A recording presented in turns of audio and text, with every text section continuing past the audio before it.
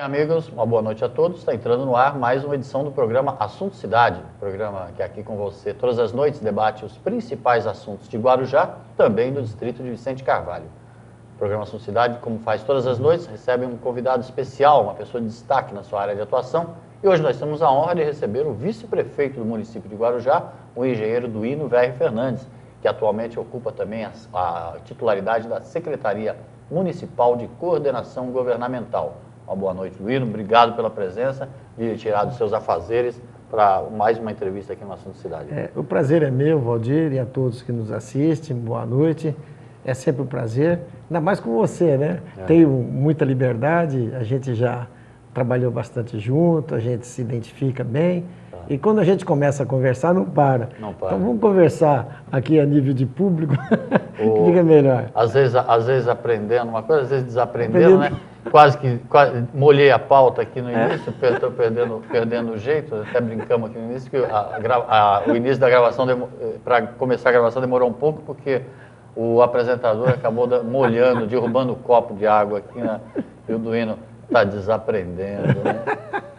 E afinal de contas, começamos junto aqui na Guaru TV, aqui no programa de entrevista. Com certeza, Valdir. E eu acho muito interessante, a gente, quando se encontra, essa alegria, realmente, a gente brinca muito, mas vamos lá. Duíno, depois de 3 meses, dá para fazer já uma avaliação deste início de segundo mandato? Não, evidente. Nós enxergamos, Valdir, uma sequência, né? Nós vimos num ritmo, tivemos que fazer a campanha, a prefeita não se licenciou, então ela tinha parte do tempo ocupada, eu realmente encarei mais a campanha e ao retornar as coisas foram alteradas, porque nós vimos a necessidade de que deveríamos ajustar a máquina. Tinha algumas coisas, como tinha sido feita uma reforma anterior administrativa, e você sabe, alguns pontos são falhos. Na verdade, acaba se criando um personalgrama, né? Depende da pessoa, do perfil. E você, às vezes, você imagina uma função, um cargo, e você acaba não achando a pessoa adequada para aquela função. E o critério que nós adotamos é o critério, antes de mais nada, realmente ter aquele perfil, um perfil técnico-político, porque se você está numa administração pública, você tem que ter a tua parcela exatamente de política, né? Mas, basicamente, você não toca.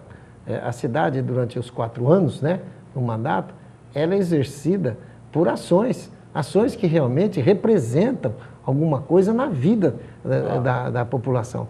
E a gente tem esse cuidado. A prefeita levou assim, um a um, você veja as escolhas dos secretários. Não menosprezando ninguém, mas você pode ver que cada um foi encaixando no perfil dele. Né? Você vê, o engenheiro Posani, que me substituiu em obras, é uma pessoa que ama essa cidade, idealista, nunca teve essa oportunidade, sempre achando, olha, deveríamos fazer isso, a cidade precisava disso, ele está lá. E sempre torceu pelo Guarujá, né? Sempre torceu pelo Guarujá, isso já não é de hoje. Eu na parte administrativa pública e ele sempre na privada. Então, tem uma interação, né? O bem da cidade, aquele que pensa na cidade.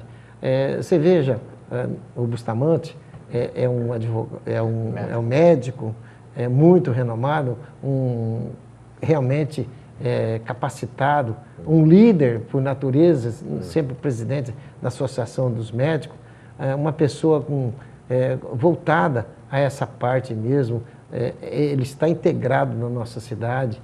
Então o Bustamante veio, e você sabe, foi difícil inclusive dele vir, porque ele tem já sua vida própria, mas acabou dando uma parte do seu tempo, se dedicando à causa pública.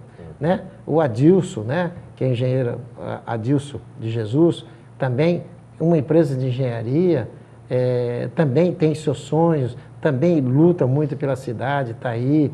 E assim, sucessivamente, O Zé Carlos, que foi secretário, foi presidente da Câmara, mas a vida inteira, a paixão dele era a Secretaria de Turismo. Então, nada melhor do que ele, uma oportunidade para que ele possa dar à cidade tudo aquilo que ele sonha. Ele é filho da cidade. Então, com esse critério, a prefeita Maria Antonieta veio realmente colocando cada um no seu devido lugar e esperando... Sim, pedindo licença para legalizar. Mais um engenheiro também, uma satisfação, que até eu entrevistei aqui semana passada, o engenheiro Carlos Alberto, como secretário de Habitação também. Então, pessoa do ramo, né? Não, isso não tinha, quer dizer, nós não tínhamos nem onde procurar, né? Porque nós já tínhamos ele. Ele há muitos anos já trabalhou comigo na Tigaúja até, né? Nem em Burg. Uma pessoa dedicada, com respeito na Caixa. Então também o Carlos Alberto, o PAC da habitação, ele foi fundamental. E está aí o Carlinhos, né? A gente chama carinhosamente o Carlinhos. Então, assim sucessivamente, a gente foi procurando, né? O Maceió se identificou muito com o esporte, né? Achei até que ele ia mais na cultura. A Mariângela Duarte é uma pessoa, né? E todos nós conhecemos, de grandes sonhos, grande idealista, e ela está se encontrando também na cultura. Vai bem o seu perfil, e assim todos os outros, não vou nominar, mas a gente procurou realmente fazer um melhor quadro possível, porque o político é aquele que sabe escolher os seus assessores, né? E a Antonieta está sabendo escolher um a um, independente de cor partidária, ela quer o bem da cidade. E assim nós estamos tocando, né? Lógico que depois vem adjunto, vem depois diretor, e aí vai uma sequência, cargos políticos ocuparão. E a manutenção também de alguns nomes importantes, no caso, o secretário de Educação, por exemplo, que acabou permanecendo no cargo, e outros secretários assim também, respectivamente. Né? Então, essas secretarias que continuaram, é evidente que elas estão aprovadas, né? É o caso da Priscila, a gente não tem o que se discutir. Priscila, uma aprovação tácita, né? uma aprovação já. O Hélio, né, do meio ambiente, vamos discutir o Hélio do meio ambiente, uma pessoa bem preparada. Aqueles que realmente permaneceram, fizeram jus, né? A Betinha, da social. Então, vários permaneceram por realmente estar desempenhando bem a sua... aqueles que saíram, por exemplo, o da administração, né? Aí vem o Flávio Poli, o Sidenir, muito comprovadamente um administrador por natureza, por excelência, mas deixou o Flávio Poli, que está desempenhando tão bem quanto ele, né? Uma pessoa amiga, pessoa sensata, muito bem preparada. Então, eu estou me sentindo, Valdir, bastante confortável nessa administração. Nós não temos nenhum embate, não existe nenhum embate entre secretários, não existe nada, a prefeita dá total liberdade. Ela cobra, né? Ela cobra muito porque ela é de metas, ela procura. E procuramos, né, fortalecer muito o planejamento. Né? Planejamento, uma parte estava comigo, outra parte estava em outra área, no gabinete. Então, nós unimos esse planejamento, porque hoje, através do governo federal, do governo estadual, tudo precisa cadastrar, tudo se precisa ter projeto. Então, nós percebemos que nós tínhamos que aglutinar os nossos técnicos e realmente fazer aquilo de melhor. Por exemplo, vai mudar uma rua, uma mão de uma rua no trânsito. Uma coisa simples. Não é só aquela rua, não é só aquele ponto. Tem uma malha viária para ser estudada, né? E aí a gente vai reunir no planejamento e vai dar solução. Tudo a gente está procurando levar o planejamento. Porque planejar é o princípio, né, da organização. Você tem que planejar antes de executar. E esse planejamento que normalmente as prefeituras deixam um pouquinho de lado, a Elbras faz uma parte, outro faz outra. Não, nós estamos reunindo tudo no planejamento. A prefeita quer ter pleno controle de tudo. Ela quer que realmente estabeleça um programa onde ela possa visualizar, ver as etapas que estão ocorrendo de cada obra, se tem atraso, porque tem atraso, se prestaram conta do convênio, se não prestaram. E esse planejamento vai dar essa ferramenta, tanto para a prefeita quanto para mim, né, que eu também necessito ajudá-la nesse sentido, de realmente as coisas serem tocadas com bastante responsabilidade. Então, eu estou bastante animado, é difícil montar uma estrutura toda dessa, mas nós estamos no bom caminho, né? Tem a parte física, que como nós aumentamos, só a parte que eu estava foram 4 secretarias, então tem que ter seus espaços físicos, a Secretaria de Serviços Públicos, né? Veio aqui para Vicente Carvalho, ele está instalado ali no prédio onde vai ser o cartório eleitoral, um antigo fórum, já descentralizamos um pouco para poder atender melhor, né? A Secretaria de Obras se aliviou porque só vai ficar efetivamente com as obras particulares e obras públicas. Acoplamos no mesmo espaço a Secretaria da Habitação, porque os cadastros técnico e o cadastro da fundiária tem que se conversar. Então, nós fomos procurando, de uma certa forma, sistematizar isso para melhor operacionalizar a prefeitura. Isso aí demanda tempo e trabalho, a gente ainda mudando, ainda está fazendo, mas as coisas já estão acontecendo. Estivemos em crise aí, você vê, a prefeita imediatamente criou o gabinete de crise, de gestão de crise. Para a relação com o Porto. Com relação com o Porto, com as empresas, com todos os órgãos envolvidos, e funcionou. Você vê que a prefeitura, ela liderou esse movimento, né? Nós nos envolvemos, entrou o governo de estado, Ecovias, DR, enfim, todos os órgãos, Porto, né? Tanto o Porto organizado quanto o Porto particular, a associação comercial, todos foram envolvidos e cada um com a sua parcela de responsabilidade. Duino, nessa nova estrutura de governo, logicamente, a Secretaria de Governo, cabe à Secretaria de Governo a coordenação de todos esses nomes, né, de todas essas secretarias, e como você falou, a qualificação, né, a capacitação técnica, principalmente, e também a qualificação política, né, logicamente, que é um cargo de confiança, acaba facilitando, né, quando você tem pessoas competentes, pessoas do ramo, né, no seu tempo, e também essa ligação fácil entre o político do Hino e técnico do Hino com a política e também técnica prefeita Antonieta, né? Quer dizer, você acaba sendo um interlocutor e um coordenador ao mesmo tempo, né? A qualificação dos nomes é uma coisa que acaba facilitando o trabalho, né? Dá para esperar bons frutos disso. É aquele ditado, né, Valdir? Uma durinha sozinha não faz verão. Certo. Eu estou também vivendo um novo momento, porque eu sempre fui muito preocupado com a administração, eu procurava sempre enxergar o todo, mas nunca, por exemplo, mexi com a saúde, né? Mexi com as obras da saúde.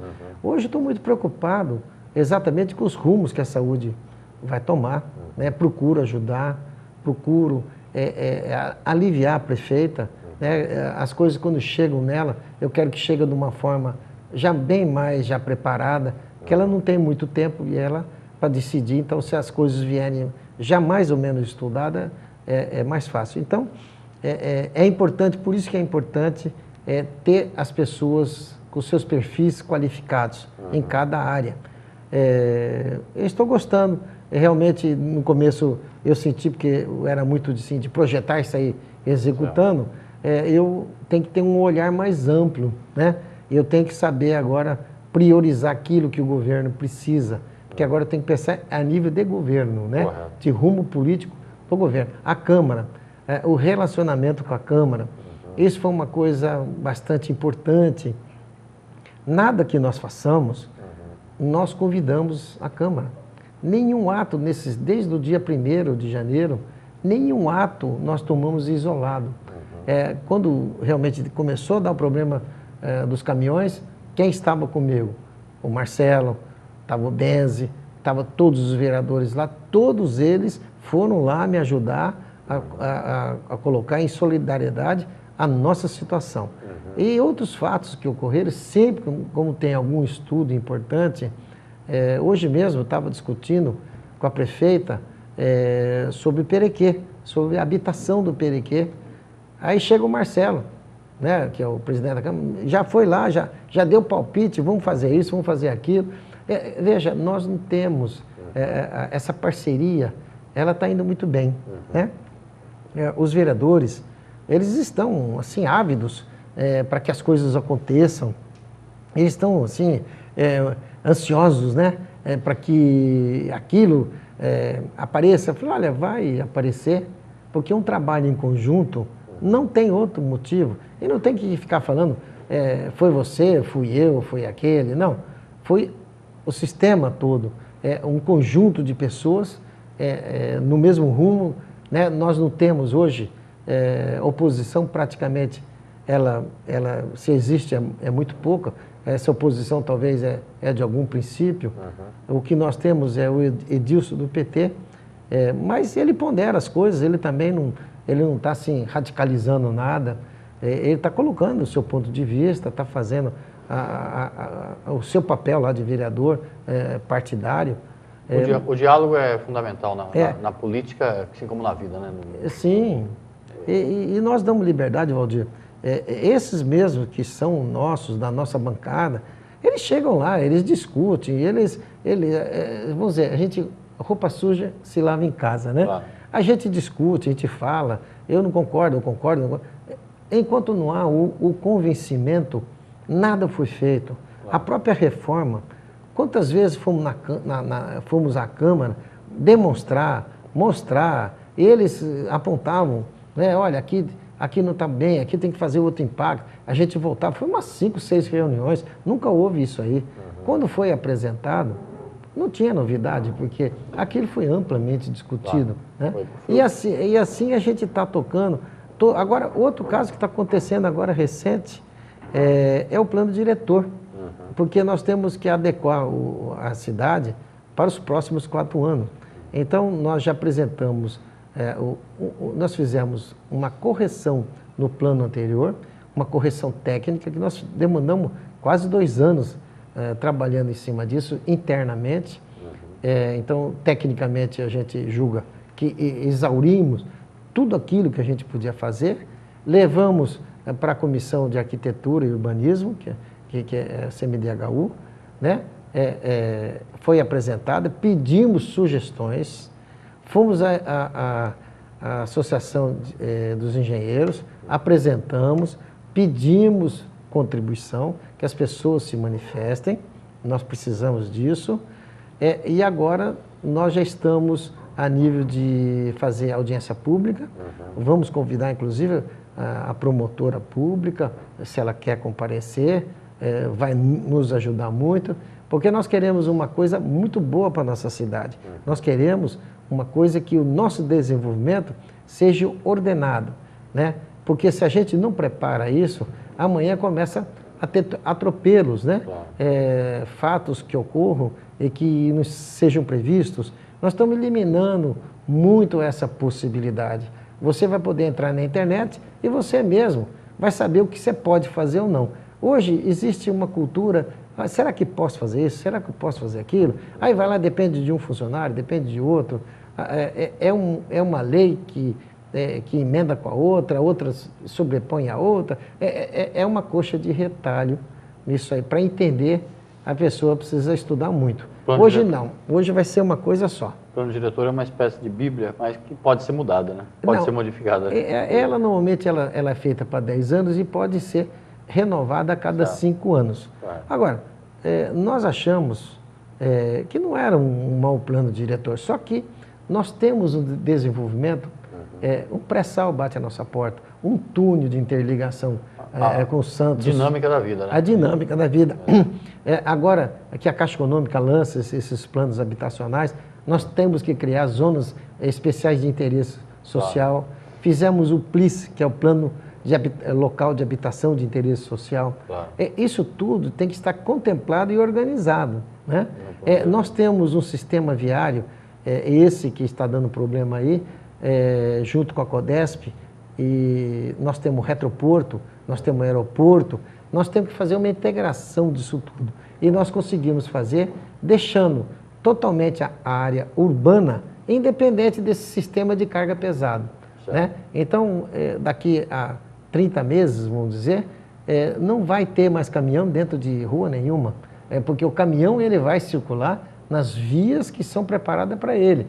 Ele não se interliga com a parte urbana. Por exemplo, a Rua do Adubo, ela não vai mais passar caminhão. Quando sair exatamente o acesso que é a via expressa, que nós vamos fazer agora uma provisória em cima, para que a gente possa escoar o grão independente do contêiner, nós vamos aliviar 40% da Rua do Adubo, aí isso sim vai ser feito dentro do plano diretor.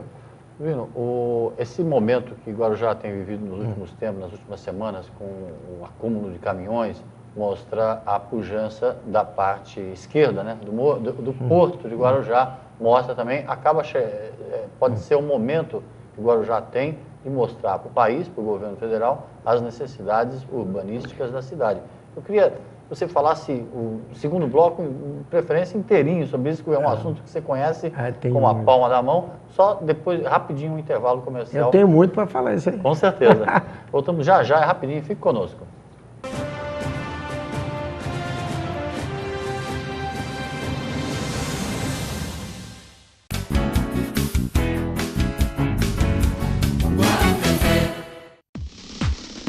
O maior e melhor roteiro de compras de Guarujá está aqui, na Guaru TV. Compra e companhia. Todos os dias às 5, às 10h20, 14h20, 17h20 e 8h20 da noite. Muito, muito, muito econômico. Muito, muito, muito gostoso. Muito, muito, muito saudável. Muito, muito, muito saboroso.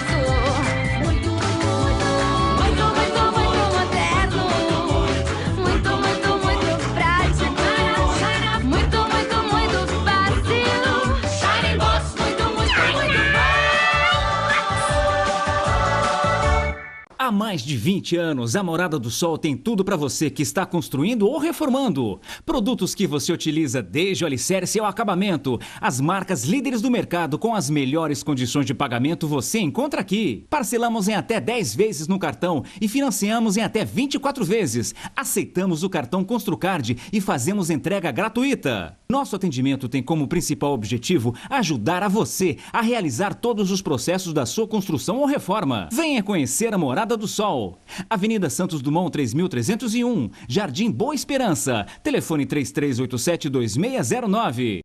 Quando a gente pensa em plano de saúde, pensa primeiro em Unimed Guarujá. Não é só porque a Unimed é a maior cooperativa de serviços médicos do mundo, com a maior rede de hospitais, clínicas conveniadas, os melhores médicos e atendimento de urgência e emergência 24 horas em todo o Brasil. A Unimed Guarujá é a mais lembrada porque não esquece de você. Atendimento domiciliar, programas de saúde preventiva e agora com um novo plano onde quem usa menos, gasta menos. Unimed Guarujá, lado a lado com você, sempre.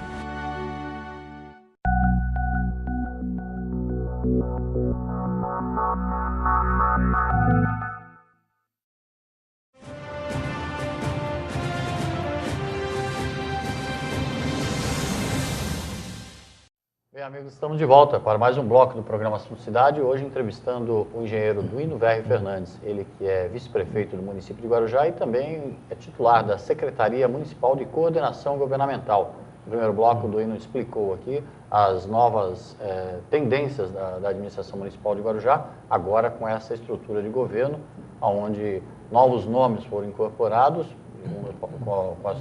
observando as palavras do Duino, nomes qualificados técnica e politicamente, ou seja, pessoas alinhadas aí com o pensamento da prefeita Antonieta e também do vice-prefeito Duino, que acaba sendo o coordenador, secretário de coordenação de todas estas demais secretarias. Começamos a falar do assunto do Porto, o Duino já se empolgou, quase que a gente não consegue fazer um intervalo comercial. Que eu lhe perguntava no finalzinho do primeiro bloco, inclusive vários especialistas falam isso, que o gargalo que se formou em Guarujá, no Porto de Guarujá, era uma coisa prevista há muito tempo, só que as autoridades federais nunca abriram os olhos para ver o entrave que seria a hora que o Porto de Guarujá ganhasse a importância que ganhou nos últimos anos, que é uma coisa que você, como engenheiro, já vem alertando há vários anos por vários governos, né? O que precisa? É a hora que o Guarujá vai poder gritar as suas necessidades de logística para que o Brasil cresça passando por Guarujá? É você, Valdir, você escreveu isso. O meu plano de governo de 92, eu dizia de uma forma assim, bem simplória, né? Claro. Que se desse algum problema no porto por 2 dias, eu somei os caminhões em fila única, né? Eu somei e eu achava que subia, não tinha ainda o Rodonel, ele subiria até São Paulo e iria 70 quilômetros, iria até Sorocaba. Então, eu alertava o sistema frágil que é o nosso porto e a infraestrutura para o porto. Então, você vê, de longa data vem se falando disso. Eu me lembro, o que começa? O problema começa na armazenagem. Você vai para o interior, não tem nenhum fazendeiro, nenhum empresário, ele tem sistema de armazenagem. Esse sistema, o que ele faz? Ele faz a coleta e já joga no caminhão. E o caminhão é o armazenador dele. E ele vem criar problema chegando aqui na nossa cidade de uma forma aleatória, de uma forma desordenada. Essa é a grande verdade. Eu me lembro, vou dizer num parênteses aqui, eu morava em Brasília, e tinha obra, eu ganhei 2 obras, como na minha empresa, Ponta Porã, uma unidade em Ponta Porã, de armazenagem, e uma em Dourados. Eram 10 que o governo federal tinha feito, uns silos enormes, uma coisa espetacular. De lá para cá, nunca mais vi investimento nessa área de armazenagem. Né? Era para Cibrazen, que eu lembro que eu fiz isso aí. Então, falta muita coisa, falta uma logística, evidentemente. Se fala muito aqui, não, vai fazer mais pista, né? Não tem, nós temos que pensar em alternativas, sistemas alternativos, como o teleférico de contêiner, uma correia transportadora, enfim, outras alternativas, né? Por exemplo, o teleférico, o que é? Ele é um elevador, peso e contrapeso, ele é econômico, ele evita, ele vai tirar mais de 1000 caminhões da serra por dia, evita poluição, facilita, enfim, tem várias coisas. Na minha época de moleque, eu morava em Penápolis, eu lembro de um programa do governo estadual, que você escreveu também, o Rodotrem, que consiste, o caminhão vir carregado, sobe no trem, o motorista vai até o vagão de restaurante, tem onde ele dormir, e quando ele chega no destino, ele desce e descarrega.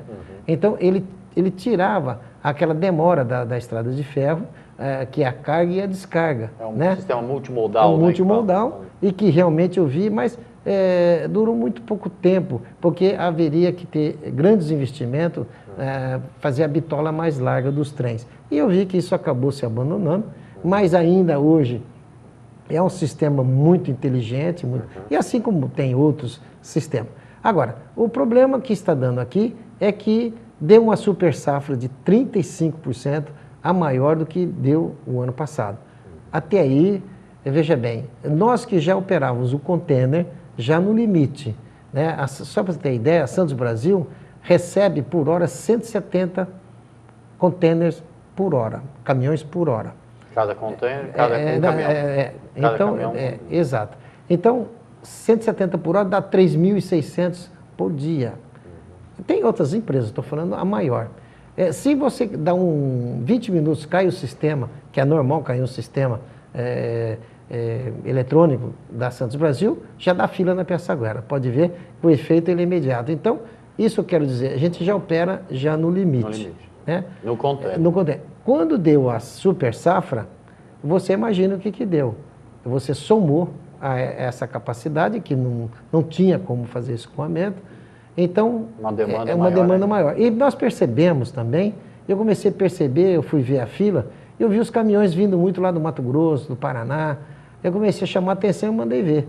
E o que acontece? Paranaguá, ele se equacionou, né? Eles fizeram um sistema de agendamento, e o caminhão que entrar lá sem estar agendado, a firma é suspensa de operação. Com isso, deu lá mais de 40 navios na barra, né, lá esperando um mês para atracar, mas a parte terrestre, ela ficou organizada. O que aconteceu? Os caminhões começaram a se dirigir para o porto do Guarujá. Porque o Porto de Conceiçãozinha, não sei se você sabe, ele é o maior da América do Sul. Ele é maior que o Paranaguá, ele exporta muito mais. Aliás, o Porto, na sua totalidade, 62% do movimento do Porto hoje é do lado do Guarujá. Então, o Guarujá absorve 62% do movimento do total. Então, você vê, e não temos uma infraestrutura. Nós temos uma via de acesso, que é a Rua do Adubo, que nós passamos para a Codesp, porque ela se tornou uma pista, provisoriamente, uma pista de acesso ao porto. O nosso projeto final já é lá em frente à Facina, que nós vamos fazer agora realmente uma provisória, mas é uma via expressa de 50 metros, vai ter toda a mobilidade e vai independer, e a Rua do Adubo vai voltar a ser residencial. E lá não tem residência, né? Não tem. Então, esse projeto já foi aprovado em Brasília, ele está no PAC 2 da Codesp, né? Ele está entrando em licitação um projeto definitivo, e além disso, nós ganhamos um viaduto que começa na Santos Dumont, ele começa lá no Rio Santa Maria, perto da rodoviária, você sobe, ali o viaduto começa a subir, ele tem 1.080 metros, e vai terminar perto do Roldão. Certo. Então, uma parte que passa no Mangue, ele é em Ponte Estanhada. E o que acontece? A perimetral que chega ao lado da Alquímica, ela passa por baixo e tem acesso a Piaçaguera. É onde que nós vamos fazer agora provisoriamente para os grãos. Ou seja, esse projeto emergencial não vai brigar com o projeto... Não, ele já é no local. Certo. Nós já vamos trabalhar na faixa de 50 metros, exatamente para deixar o projeto definitivo já ficar sedimentado, né? Lógico que vai ter um viaduto sobre a Piaçaguera, ele interliga com o retroporto, do retroporto ele liga com o aeroporto ele interliga com o túnel, ele é todo um sistema de anel viário de carga pesada. É muito bonito o projeto, essa parte aí fica em 300 milhões, esses recursos já estão assegurados no PAC 2 da Codesp, não é da Prefeitura. A Prefeitura só estabeleceu o traçado, a ideia, nós trabalhamos junto com a Codesp, porque na nossa margem, do nosso lado, a Prefeitura, que tem que definir as coisas. A Codesp tem que atender aquilo que é realmente bom para o município. Nós não podemos deixar, de forma alguma, que o porto venha interferir na cidade. A cidade ela tem que estar independente do funcionamento do porto e o porto vice-versa. Um não perturbando o outro, né? Claro. Eu acho que assim é uma cidade inteligente. E nós conseguimos, geograficamente, estabelecer essa logística, né? Agora, o amanhã, né? É de hoje para amanhã, nós estamos com esse problema. Então, surgiu essa oportunidade, vamos fazer esse acesso provisório.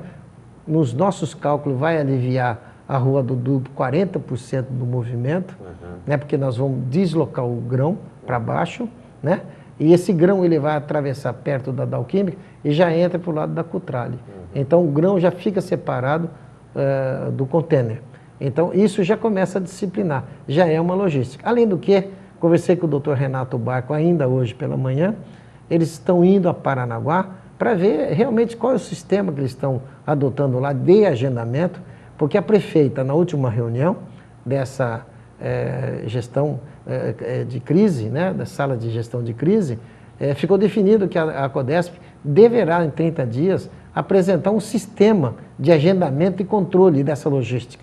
Então, em 30 dias, eles terão que apresentar um sistema que realmente funcione de agendamento, que a carga realmente seja controlada. Nós estamos propondo, nessa crise, que esses caminhões fossem retidos no Planalto, vamos dizer, lá no pedágio, porque quando se tem neblina, não se faz comboio de carro, faça comboio de caminhão também. Vê realmente o que o porto tem capacidade de receber e hora em hora desce o número de caminhões suficiente para que a Baixada não seja penalizada da forma que foi. Porque se não deu Guarujá, dá Cubatão, dá Santos, enfim, não tem, é um sistema que não tem um agente controlador, né? Quando não tem, cada um pode fazer o que quer, você imagina, é a bagunça que deu aí. É a falta de logística, é falta realmente de estrutura, infraestrutura, e a gente fica preocupado. Eles tentaram fazer isso na Piaçaguera, o sistema é frágil, porque fica uma pista só, um caminhão quebra, um carro quebra, alguma coisa que ocorra, a gente só está com uma pista. Se a gente controla isso no Planalto, tem 5, 6 pistas. Se você perde 2, você ainda tem 4, tem 3, né? Mas não houve entendimento, principalmente da Polícia Rodoviária. Veio aqui o secretário de Estado, o Saulo secretário de Transporte, e esteve junto ao Ecovias, esteve junto ao comando da Polícia Rodoviária, e não houve esse entendimento. O governador determinou a Ecovias, determinou ao secretário que atendesse às necessidades aqui da Maria Antonieta, né, que atendesse a tudo aquilo que ela estivesse precisando, e eles estão se colocando à disposição para a gente fazer esse acesso, ou fazer o que for possível. Então, o Estado também, ele também está se manifestando positivamente, né? Parece que a presidente Dilma também está cobrando isso, é falta de logística, chamou a atenção, vamos dizer, do Brasil inteiro, claro, né? Uma pujança dessa, o maior porto da América do Sul, e não pode ficar descontrolado da forma que vinha se operando. Tem males, então, que vem para bem, né?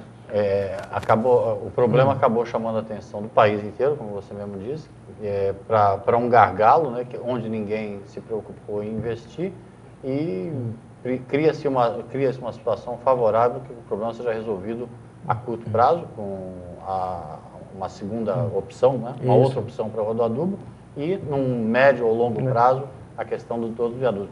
Quando você acha que todo esse projeto estará concluído com o viaduto novo, que você informa, que sai lá da rodoviária, com PAC 2. Quando nós poderíamos dizer que Guarujá terá um modelo ideal para escoamento da produção nacional? Nós temos eu me baseio muito, eu vou falar para você, tem alguns prazos na minha cabeça. Por exemplo, eu vou me basear muito no túnel de ligação seca entre Santos e Guarujá.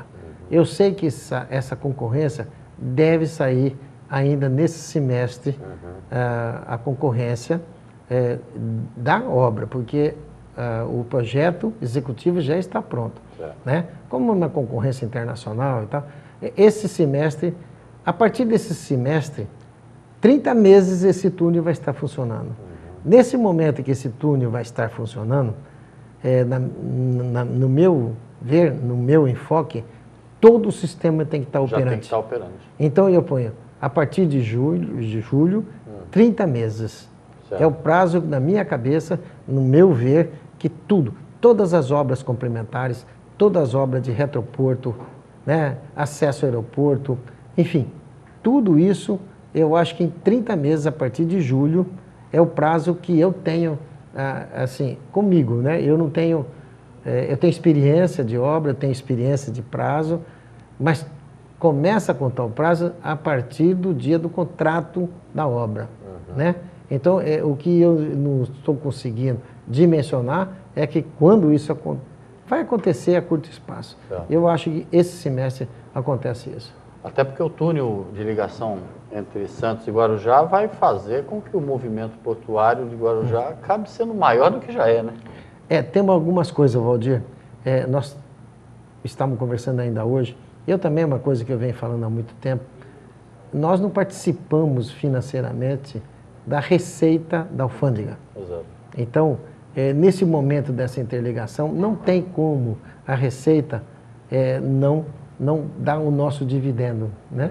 Porque é tudo Porto de Santos. A gente não tem, nós não temos nenhum benefício da arrecadação da alfândega. É isso que nós queremos aqui para o nosso lado. No momento que você interliga, não tem como não ter o nosso lado também alfandegado, né? Que já é uma luta política. Já é uma luta política, que a prefeita já está desenvolvendo isso, tem uma comissão na Câmara já trabalhando nisso, nós fornecemos alguns funcionários e nós estamos muito em cima disso aí, né? Porque vai evitar que o caminhão saia de Santos, percorra 50 quilômetros para vir do lado de cá. Faz a alfândega lá para descarregar do lado de cá.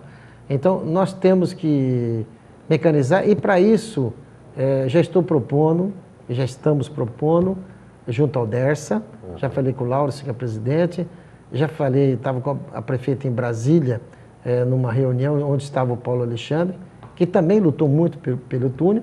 Eu estou propondo a terceira célula, porque são 3 pistas que vêm, 3 que vai no túnel. Eu acho que deveria aproveitar a oportunidade e fazer mais uma célula de 3 pistas, exatamente para comportar a ligação dos portos, né? Essa é a minha ideia, porque não vai encarecer tanto, e uma vez que nós não temos nenhuma ligação seca, né? Vitória tem 5 ligações secas, é do nosso tamanho, nós não temos nenhuma, e ela já nasce deficitária, né? Então eu estou propondo, eu achei que o Paulo Barbosa acatou bem isso aí. O prefeito Papa, ele tinha lá as suas restrições quanto ao caminhão passar por Santos ou vice-versa, enfim, ele tinha lá as suas restrições.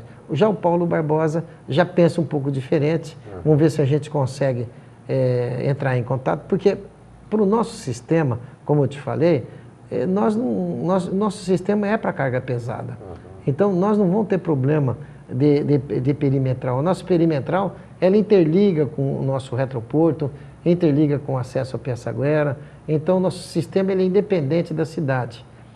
Então, eu estou lutando, né? Não sei se a gente vai ter sucesso, claro, porque é uma obra muito cara, é uma obra hoje já de 1,5 bilhão, né? Mas o custo maior é furar, né?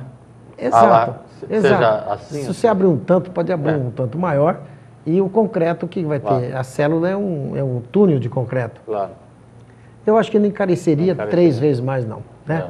Eu acho que teria um custo reduzido e já aproveitaríamos fazer mais uma célula, né? Como você disse, já seguindo os parâmetros que já existem em outros portos, como por exemplo de Vitória, que já tem 5 ligações secas. Sim, isso. Inclusive, encontrei com o Laurence, que é presidente da DERS, eu falei, se você pegar do Xavier foi um engenheiro que veio aqui, fez todo esse estudo de demanda, eu falei, se você vê o nosso retroporto funcionando, que são 4 milhões de metros quadrados, você vai ver que o túnel já está acima, está abaixo do limite, né? Já está estagnado. Está estagnado. Ele falou, isso é verdade, se eu considerar uma demanda futura, realmente precisa. Falei, se nós já temos essa expectativa de demanda futura que está aí, por que a gente já não prepara?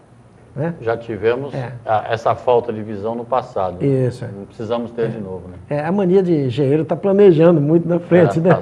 Mas a gente tem que pensar no amanhã, né? Não pode pensar hoje, só hoje, porque é igual a parte eletrônica aí. Hoje você sai um telefone e já está superado o outro, e aí vai. Os pais de adolescentes que eu digo, né? Que eu digo. Preciso, assim que terminar aqui, eu vou conversar com a direção da emissora e solicitar que toda vez que nós fizermos uma entrevista, que o programa Assunto Cidade seja parte 1, parte 2, ou tenhamos um tempo maior, porque infelizmente só temos 40 minutos, teríamos aqui um elenco de coisas ainda para conversar, mas não faltará oportunidade. Não, com certeza, Valdir, você sabe os assuntos, você sabe de cabeça, é muito que a gente tem que comentar realmente. E eu me sinto bastante à vontade de conversar com você e com as pessoas que estão nos assistindo. É sempre um prazer, né? Se deixar começar a falar, eu vou começar a contar aqui. E é difícil você estar explicando tecnicamente, né? É muito difícil, porque se eu tivesse aí um quadro, tivesse um mapa, alguma coisa, talvez quem nos assiste tivesse melhor entendimento. Mas a gente vai tentando explicar da melhor maneira possível. Com certeza. Então, próxima vez teremos aí algum efeito visual, quem sabe, para explicar melhor todas essas situações. Mas, de qualquer maneira, queria lhe agradecer pela entrevista e deixar um espaço para você dar uma boa noite para o telespectador. Eu quero, antes de mais nada, agradecer você, o Rodrigo, todo o pessoal aqui da Guaru TV. Que tenha sucesso, que você continue tendo sucesso, porque você é merecedor disso. Você é um excelente jornalista, um cara que eu acredito, e eu espero que cada vez mais nós possamos ter programas iguais ao seu aí, na nossa cidade, para melhor a gente informar o nosso público. Essa é a nossa obrigação, né? Exatamente fazer uma administração transparente, mostrando tudo o que é feito, e hoje a Câmara está junto com o Executivo, né? Então é muito importante, é um novo momento, Valdir. É um novo momento. Quero agradecer a todos vocês. Tá certo. Muito obrigado, Duino. Agradeço a você pela audiência. Voltamos amanhã com um novo Assunto Cidade. Boa noite a todos.